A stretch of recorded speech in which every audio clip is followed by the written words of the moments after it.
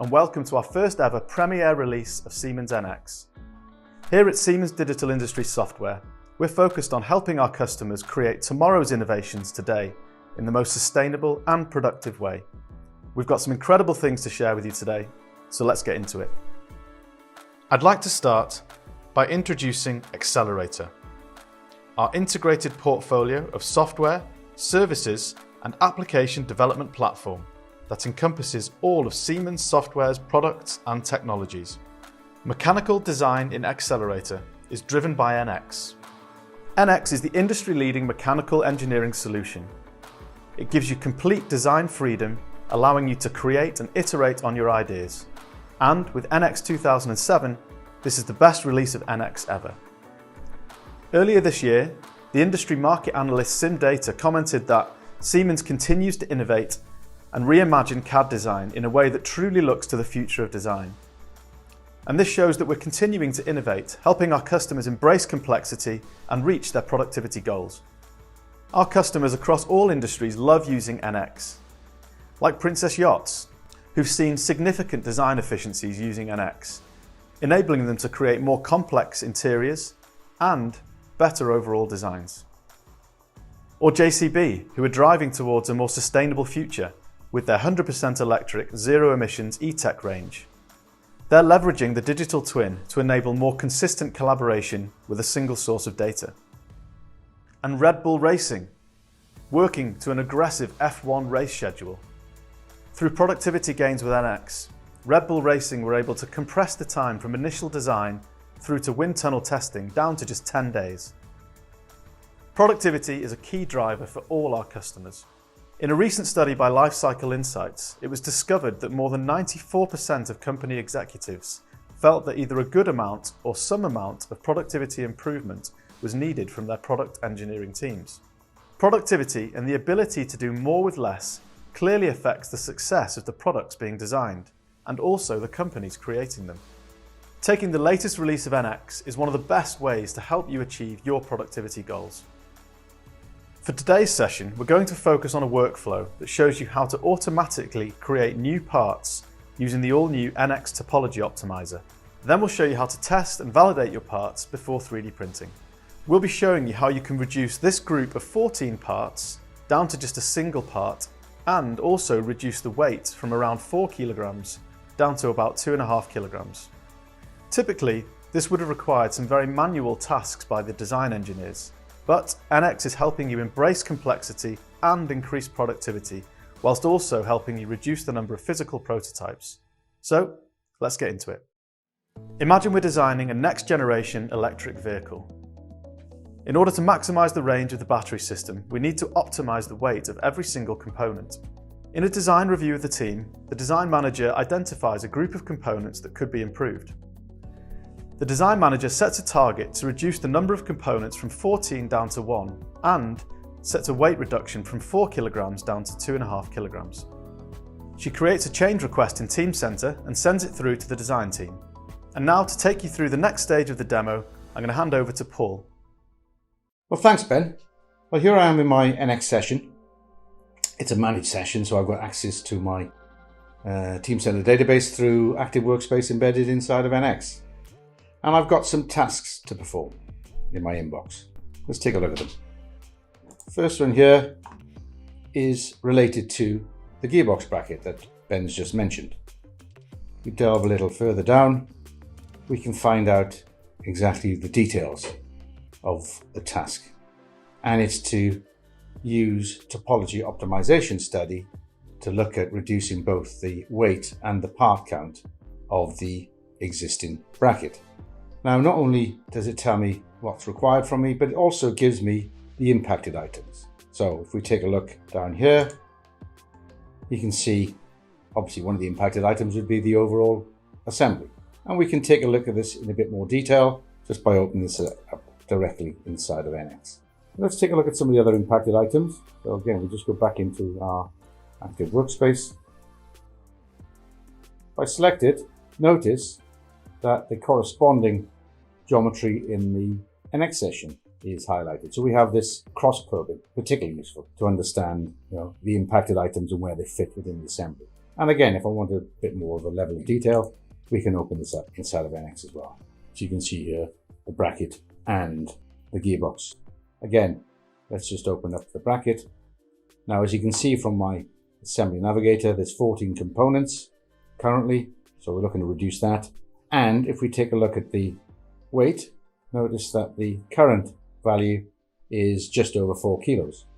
Now, I've already got the start part of a topology optimization study done, so let's just go and find that. Again, if I go back into Active Workspace, I'm going to do a search for it. There it is there. And again, let's just open this up inside of NX. Now, what we'll do here is to go through the process of setting up the topology optimization. So again, we start the optimization feature, open it up, and we have our own environment. And one of the key things to remember about the optimization itself is that it's now an NX feature, which means that if any of the geometry changes, then your optimization feature will also change to reflect any of those modifications. Now, I'm going to perform a study, so I'm going to edit this study. There's a particular analysis type, the objective, I'm going to look for maximum stiffness. I can modify the resolution of the result. Again, you notice that the optimization navigator updates to reflect that.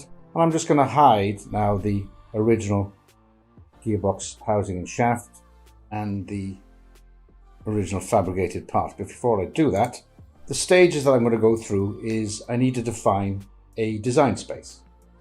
So this is this area, or this volume, if you like, is going to contain a topology optimization study. So let's just create the design space. So again, I select the box. Notice that it automatically picks up on the material that's been predefined for that particular box. It's an aluminium, and now that's been added into my optimization navigator. Let's just hide some of these pieces of geometry we don't want to see at the moment, so I'll just hide that. And I now need to look at some construction bodies, and these construction bodies will contain geometry that you want to use as a keep out. It'll also contain geometry such as where the bracket needs to be fixed, both the chassis and also the gearbox itself. So let's take a look at the construction bodies. You can see here.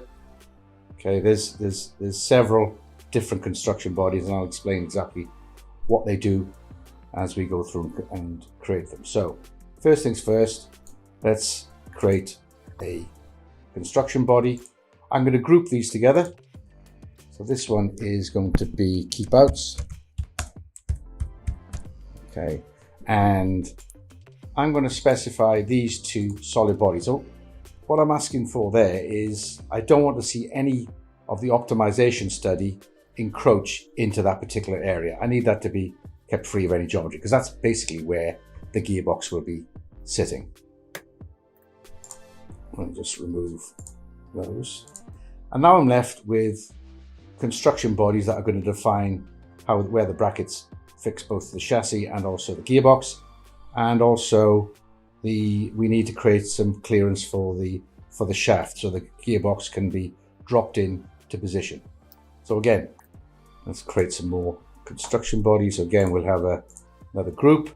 This one is going to be the base mounting holes, and I'm going to select these 4 bodies here to define that, and then we're going to create the fixings for where the bracket is attached to the gearbox itself. So let's again create a group for these, and again we'll select these 12 solids here that define where the gearbox mounting holes are going to be. Again, all in while you can see them being added to the navigator. And then the final one is going to be the clearance for the shaft. So again, let's just call this shaft clearance.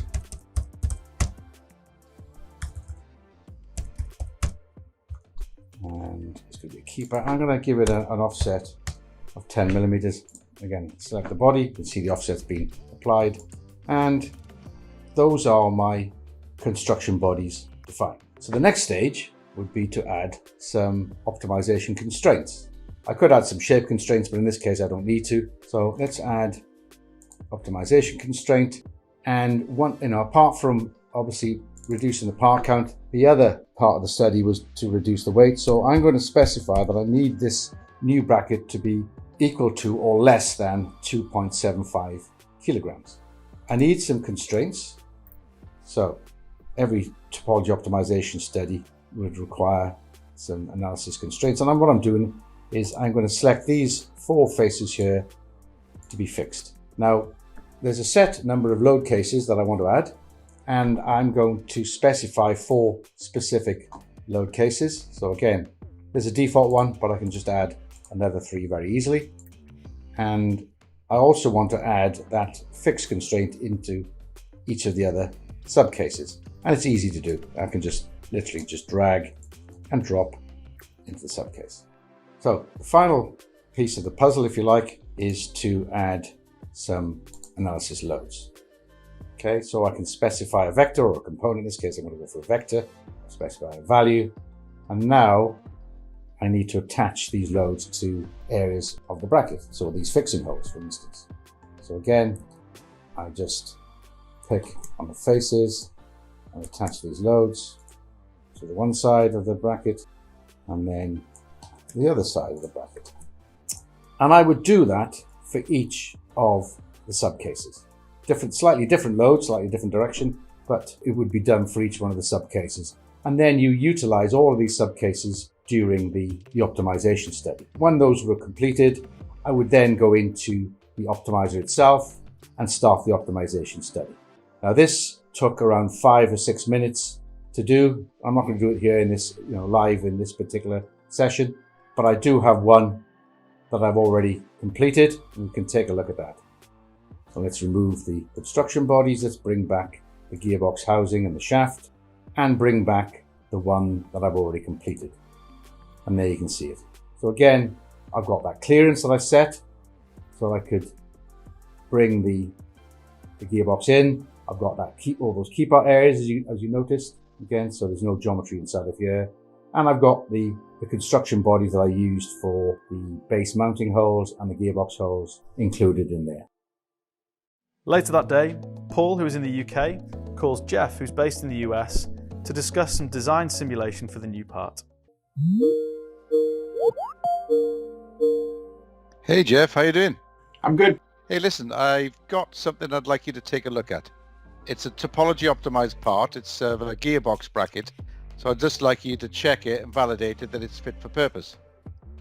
Okay, I can see your screen now. Okay, so you can see that it's it's an interesting shape. It was optimized. I just want you to check out that there's no areas of concern that we need to be aware of. Okay, I have a good idea of how I can analyze this. Let me take a look, and when I have some results, I will give you a call back. Appreciate it. Thanks very much. Yeah, you're welcome. Anytime. Follow me along to perform a design analysis so that we can give Paul the feedback that he needs. We will start by loading the optimized part, which is a convergent body, from the server. We will use an application inside of NX called Pre-Post to perform the analysis. We will create 3 files to contain all of the CAE data that we will be generating. The SIM file will store information such as loads and boundary conditions. The FEM file will contain our nodes, elements, and material data. An idealized part is created as a duplicate of the CAD model so that we, as an analyst, can make changes without disrupting the workflow of the designer. Next, we need to assign a material to the part and then generate a 3D mesh.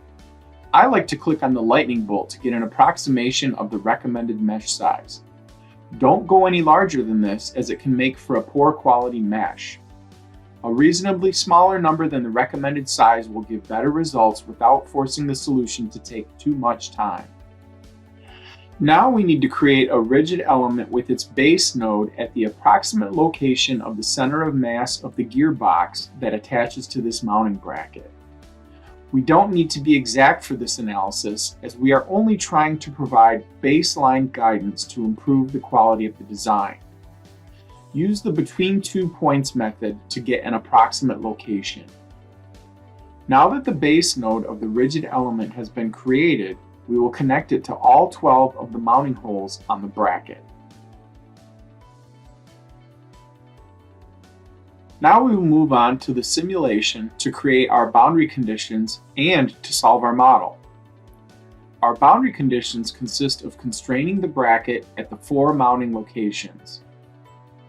The load is applied at the approximated center of gravity of the gearbox. It is meant to imitate a force of 3 times gravitational acceleration in the direction of travel of the vehicle. The mass of the gearbox is used in the magnitude of the force. Solve your model using the integrated SimCenter Nastran solver. This should only take a couple of minutes depending on what kind of computer you are solving on. Now comes the reason for performing the analysis, evaluating the results, and giving recommendations to your CAD designer. When displaying stress results, it is a good idea to turn off any elements that are not needed, clean up the display by turning off element edges, setting the results to average at nodes, and finally changing the scale for effect. Let's interrogate the CAE results so we can make recommendations to Paul. Every structural analysis will indicate the locations of maximum stress with a red color contour. You will see a few areas in the model that have a color red. But we do not need to be concerned, as the overall magnitude of the stress is very low. The results indicate we have a good design that will be able to handle the performance requirements for the part. Later that evening, after Jeff has finished his simulations, he gives Paul a call to share the results.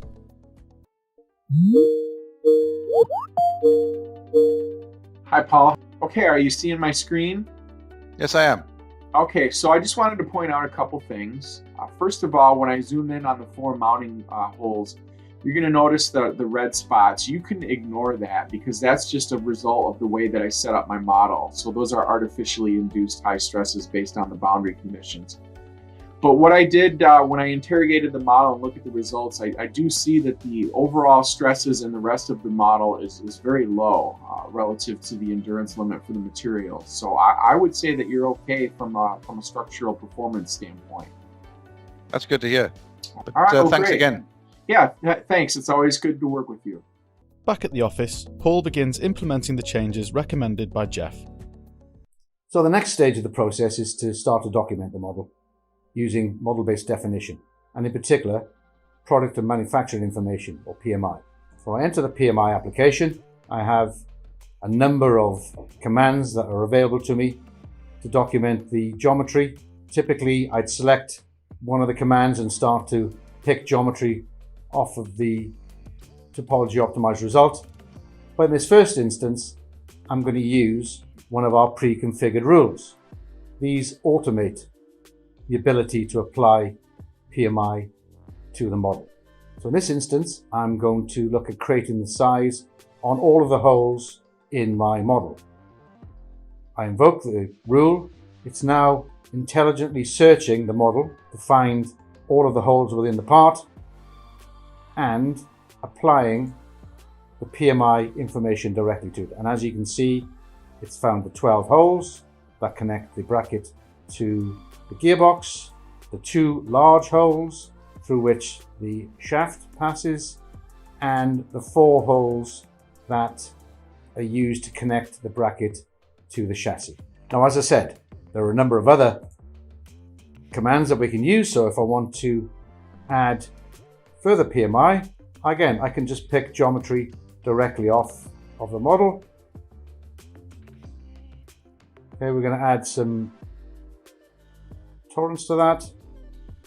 And again, it's as easy as that. I'm just literally picking geometry straight off our optimized result. So we could continue, obviously, to completely and fully document the model, but you get an idea in this demonstration of some of the power of being able to apply and fully document a model with PMI, either manually or with one of the pre-configured rules that we have at our disposal. The final part of this demonstration, or this section of the demonstration, we're going to replace the existing bracket with this new optimized model. So let's take a look at doing that. Okay, we'll pull up our subassembly that contains the bracket, the original bracket. And the first thing I want to do is to remove that. I can also remove these other components. Let's add our single piece bracket in. We know the part number. Let's see, we've got a thumbnail of that. Let's snap that to here. Just position it like so. And then we can use the assembly constraints.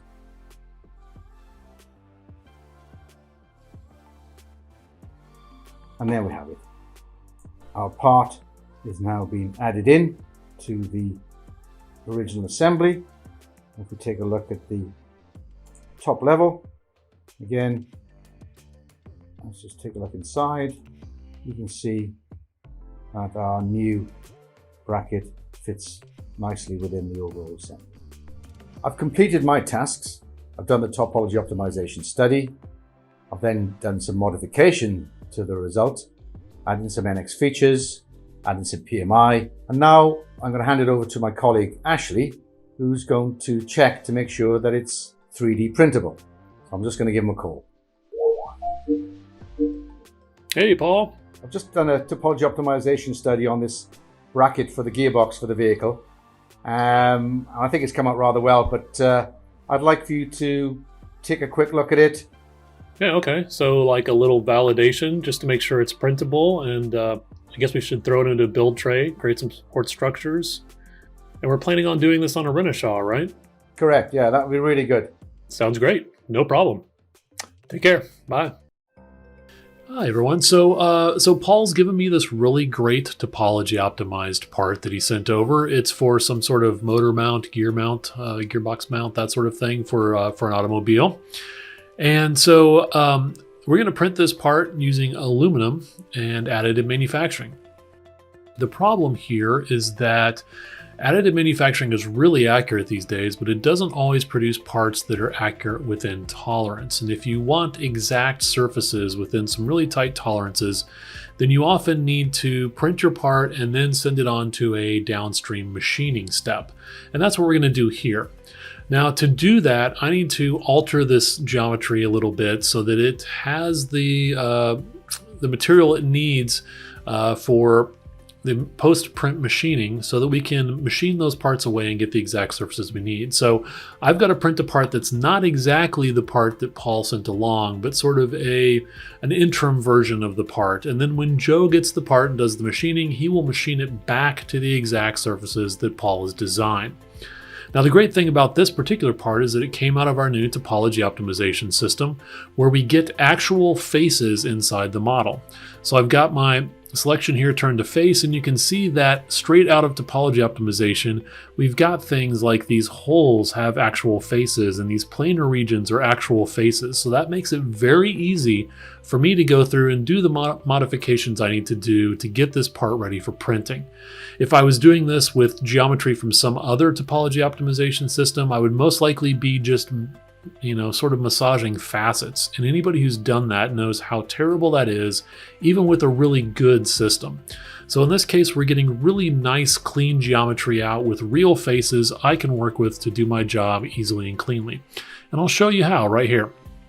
First thing I'm going to do is take these holes down here at the bottom that are pretty large, and I'm going to shrink them a bit, give them just a little bit more meat, so that when Joe comes along with his machining process later and drills those out, he has enough material to work with to drill it out and get the exact surfaces we need.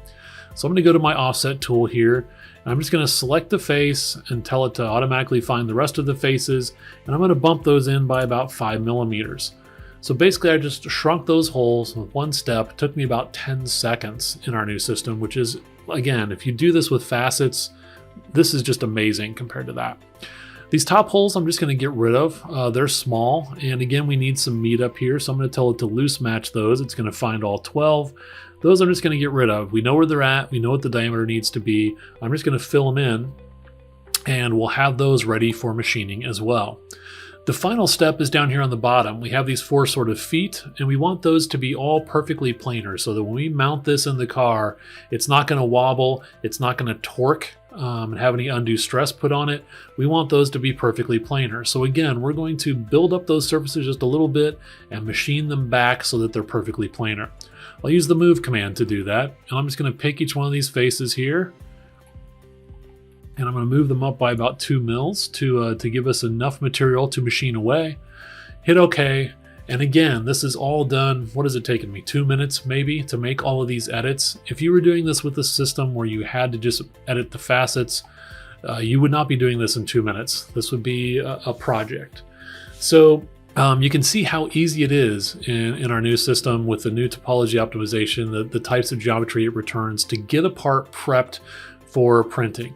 The next step is to put that into a build tray, so I'll be back in just a minute and we'll do just that. So we now have a part that we've designed for additive manufacturing. We've manipulated the geometry. Now we need to put it into a build tray and get it set up for printing. So I'm going to go over this part where I have basically an empty part. I'm going to select my printer, and then I'm going to add the part to the build tray. Now I don't really care where this part comes in. It's probably going to be thrown out in space wherever it was in its native assembly at the moment. But I don't really care because I'm going to take that part and I'm going to run it through a new system we have for correcting for distortion. So one of the real problems with additive manufacturing, especially metal additive manufacturing, is distortion. Now that can throw a part out of tolerance. It can even cause failures within the print where you end up with a really expensive door stop. Lots of these things can be mitigated by controlling the distortion that the part goes through as the little bits of metal and the different layers of the part are heated up and cooled down within the printing process. Now, a lot of distortion problems can be alleviated by orienting the part in the proper orientation. And we have a tool that allows you to do that called the NX Build Optimizer. Now, in the latest release of NX, we have integrated that tool into the NX system, and it's up here under the analysis menu. If you go to more and say thermal distortion, you can invoke this tool. Now, what this does is you pick your part, and the tool will take your part with a couple of characteristics you hand it here. It will upload your part into the cloud. It will run 100 different orientations of the part, running a simulation for distortion on each one of those orientations, and hand you back the orientation that has the least amount of distortion possible. And then you can move on to building things like support structures and all the rest of the things you need to do to print. But this is one way to really help the initial print quality for parts without having to go through some, really trial and error type operations that have been done in the past. So I'm going to go ahead and invoke this system. It's going to go run and do about 100 different orientations, and it's going to come back with an orientation for me. And then we'll do a few more things to it and get it set up for printing. So I'll be back in just a minute. So the system's come back, the AM Build Optimizer's come back, and it's given me this orientation as the orientation that it believes will give me the least amount of distortion. So now the last thing to do here is to create supports. Now I've gone over here in my support structure library. I've got a bunch of supports created here under this new support profile for blocks and cones and tree supports and all those sorts of things. And you can see that reflected over here in the dialog. Now I can do automatic supports, which we'll do here in a second. We also have the option to do manual supports where I pick the areas that I want. The system finds the areas to support and I pick which ones I actually want to be supported. I can do regions only where I make regions that are supported, or I can do automatic, which is what I'm going to do here, where the system finds the regions it thinks needs to be supported and supports them. So I'll select my part. I will get a preview, basically showing me these red areas down here where the part needs to be supported, and I'll say OK. And the system's going to go through and it's going to create support structures for my part so that when this part is printed, it's not going to sag or distort or have any effects of gravity on it, like you might see if you didn't support it properly. Now, it's not going to maybe support all of those red areas it showed me. It's going to do a further analysis once I hit OK, further analysis in the preview. So I may get a warning here saying that some areas didn't actually need support. Yep, just like that. But now we have a completely supported part. I can take this part, I can set up my build strategy for my printer, generate the actual print commands, send those to the printer depending on which printer type you have, all directly inside of NX. And sometimes, depending on the printer, again, I can also look at the build processor manager and open even slices to understand what each slice, what each layer of my print's going to look like, all from within inside the system, no STL files to drop, and all completely integrated from beginning to end. So now I've got this part, I'm going to send it off to the printer. Once it's been printed though, Joe has to take over and do the machining steps to bring that part back to the actual part that Paul designed by putting those holes back in and machining those surfaces back. So I'll pass this portion over to Joe. Meanwhile, while the part is printing, Joe starts to prepare for the final machining processes. For this part of the demo, I'll be taking this really nice organic looking additively manufactured bracket and putting it into the NX manufacturing application to do all the finished machining. The component you can see here is the part that was designed by Paul using the latest topology optimization technology, but I'll also be working with the data that was created in the AM application by Ashley, and this will be the physical condition of supply that the shop floor will be receiving to machine. Let me change the view to show you all the components I'll be using for the final machining within NX CAM. We have the design part. This is what we'll be machining to. Here is the condition of supply part, which Ashley defeatured in the AM application, and this is the part we'll be machining. We've got the standard vice fixture for the machine tool, and we've also got this custom fixturing to hold the AM component. Because the part is not very prismatic and is very organic in its geometry, it's important that we design the correct fixturing to hold the component in the correct orientation for machining. These fixtures can be additively manufactured at the same time as the additively manufactured component, or machined in situ on the machine tool itself. So let's jump into CAM and take a look how I finish machining this component. This is the manufacturing setup that I've created. You can see that we're working in the context of the machine tool. It's really important to work within the context of the machine tool so that we can validate all the kinematics and simulate the machining the part correctly and accurately. You can also see that we've got our component mounted in the custom fixturing, which in turn is located in the standard vise that clamps directly to the bed of the machine tool. A real benefit of NX CAM is having access to what we call PostHub. PostHub is a platform hosting an extensive library that we can log into and download one of thousands of post processors available to us to meet the needs of your machine tools on the shop floor.